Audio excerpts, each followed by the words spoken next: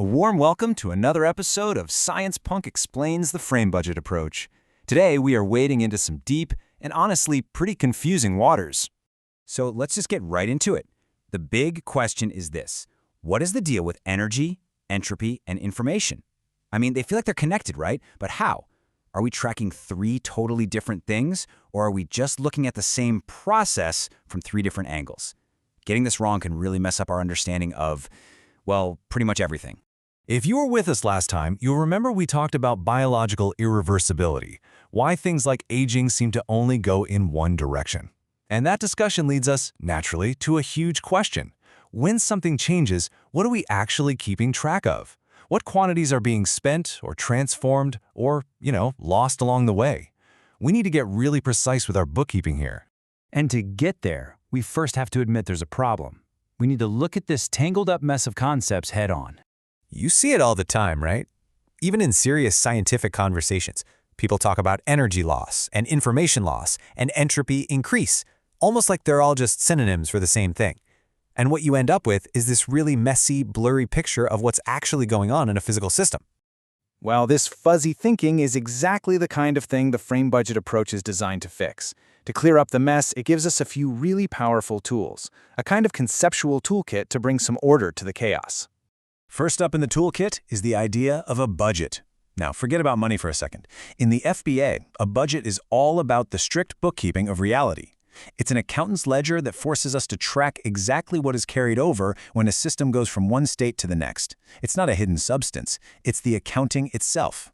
Second, we've got the channel.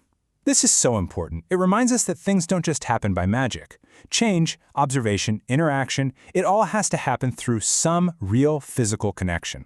That channel could be a photon of light hitting your eye or a current in a wire. Access is physical, and that has real consequences. And third, that brings us to the visible slice. And wow, this idea is a big one. It means that what we can actually know or measure about a system is always limited by our real-world access to it through a channel. We never get to see the whole thing. It's like we're always looking at the world through a keyhole. We only see an operationally reachable slice of the whole show. Okay, so we've got our tools ready: budget, channel, and visible slice. Now let's put the first concept on the operating table: energy. The common view kind of treats energy as this vague, catch-all stuff that makes things happen. But the FBA forces us to be much more specific. It says, hold on, energy is a very particular conserved physical quantity. It's a super important line item in our accounting, for sure, but it is not the entire balance sheet. It's not the whole story. And here's the crucial distinction. The budget framework is actually much bigger than just energy. Energy is just one important physical quantity that we track within a budget. The budget itself is the more general idea. It covers everything that makes it possible for a system to continue or to change. This is a really helpful way to think about it. See, energy as a physical quantity is conserved. It doesn't just disappear, but its potential to cause a change that we can actually see or use can be lost. Think about a hot cup of coffee cooling down. The total energy is still there, it's just dissipated as heat into the room. But good luck using that spread out warmth to power your phone. The potential for change has been scattered. So now that we've got a clearer handle on energy, let's see what happens when we apply that same sharp, careful thinking to entropy and information. What I love about this is how the FBA breaks down irreversibility into layers. It's not just one big thing called entropy. No, it starts at the bottom, with the simple, basic fact that real processes are irreversible.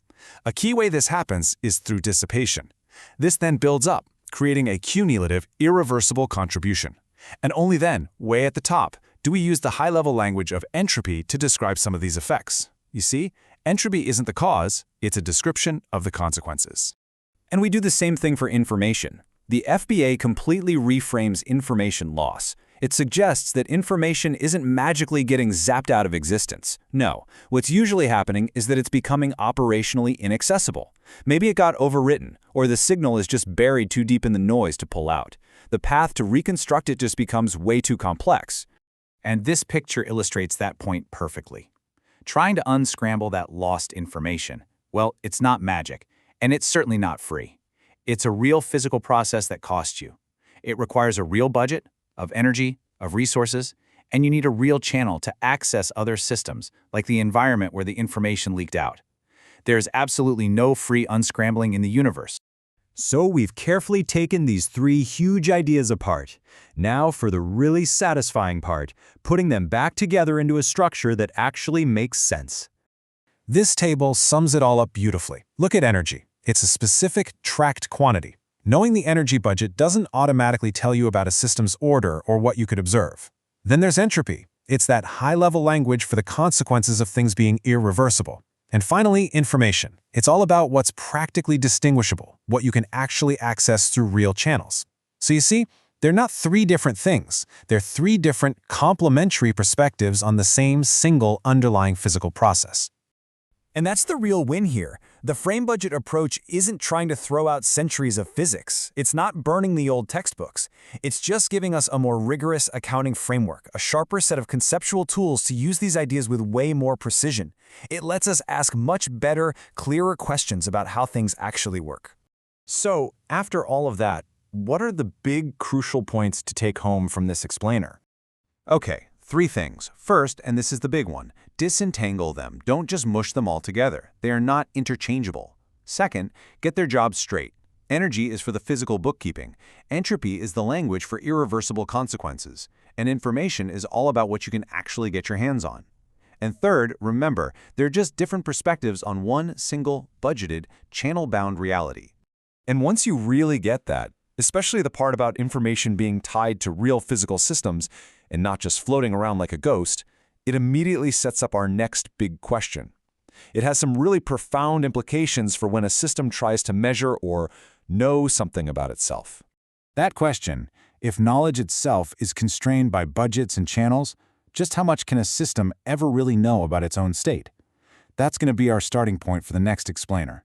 Bye for now, until the next episode, and stay curious.